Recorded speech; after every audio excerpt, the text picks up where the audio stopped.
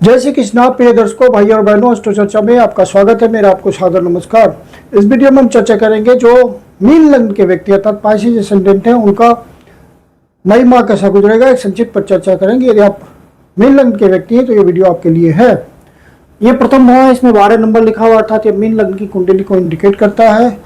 1 मई को जो गोचरीय परिस्थितियां वो आपकी कुंडली पे दिखाया हुआ और मई माह में जो महत्वपूर्ण गोचरीय परिवर्तन है उसको डिस्प्ले किया हुआ है। आपके लग्नेश होते हैं बृहस्पति देवता जो कि शुभ भाव पे गोचर कर रहे हैं, पहले से गोचर कर रहे हैं, यथावत स्थिति उनकी बनी हुई है।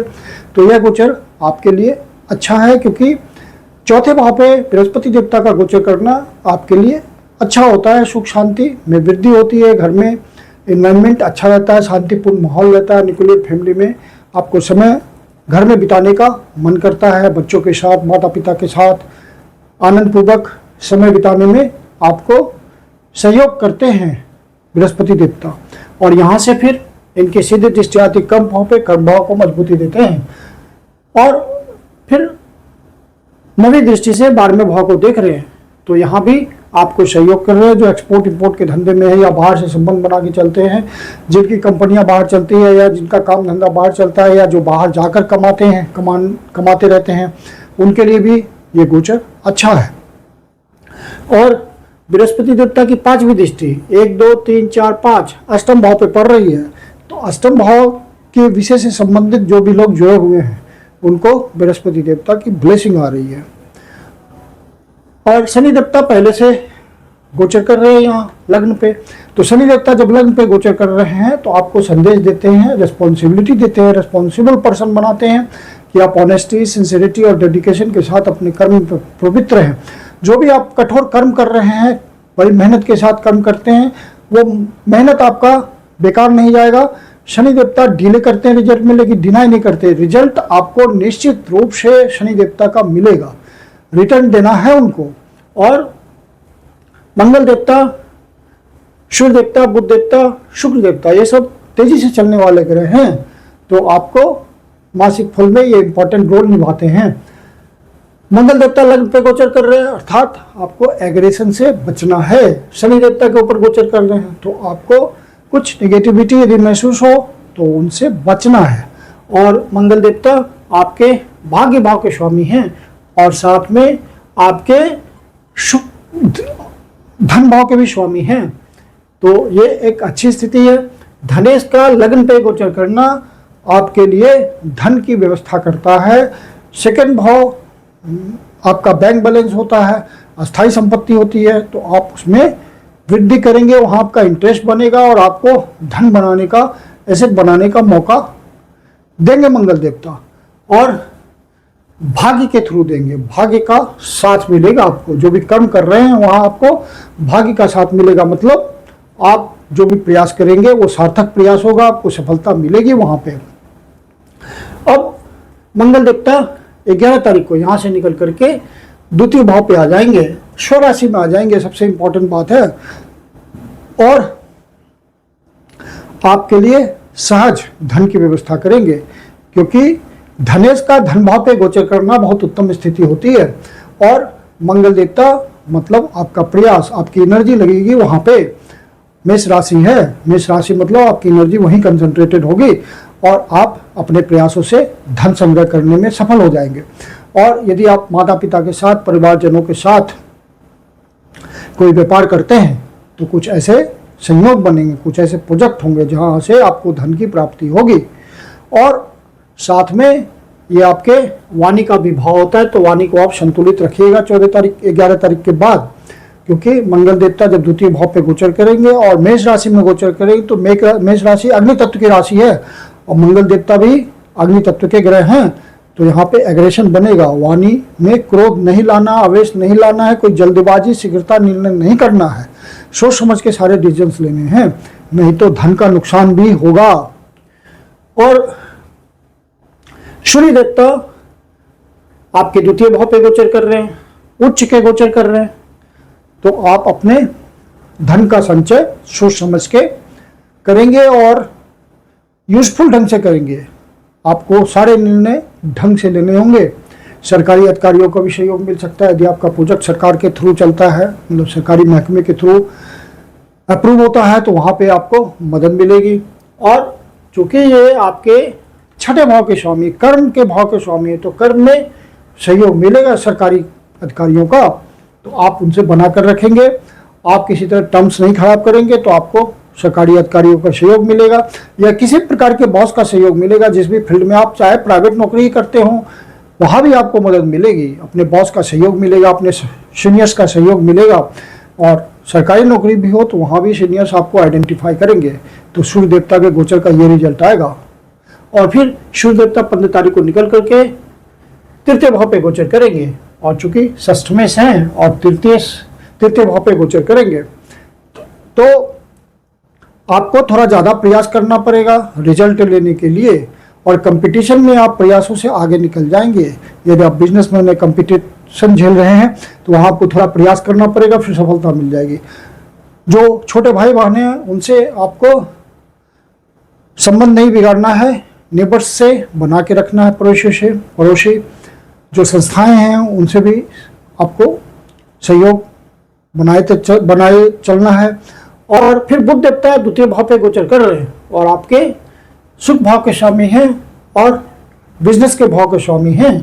और बुध देवता व्यापार के ही कारक होते हैं, व्यापार के ग्रह होते हैं। तो यदि आप बिजनेसमैन हैं तो आपको बुध देवता धन संग्रह करने में मदद करेंगे, नई अपॉर्चुनिटीज आएगी जिससे आपको धन की प्राप्ति होगी, नए प्रोजेक्ट खुलेंगे या कोई नया इनिशिएशन करेंगे जिससे आपको धन प्राप्त करने में सहायता मिलेगी। यदि आप पार्टनरशिप में कोई व्यापार करते हैं तो वहाँ भी कुछ नया इनिशिएशन हो सकता है और आपका प्रोजेक्ट सक्सेसफुल हो सकता है, जिससे आपको सुख की प्राप्ति होगी, लिविंग स्टाइल आपका बढ़ेगा और पद प्राप्ति, सामाजिक प्रतिष्ठा सब बढ़ेगी।